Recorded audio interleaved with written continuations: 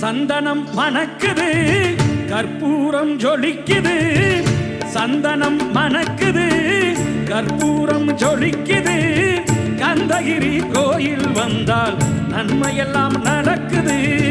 கந்தகிரி கோயில் வந்தால் நன்மையெல்லாம் நடக்குது சந்தனம் மணக்குது கற்பூரம் ஜொலிக்குது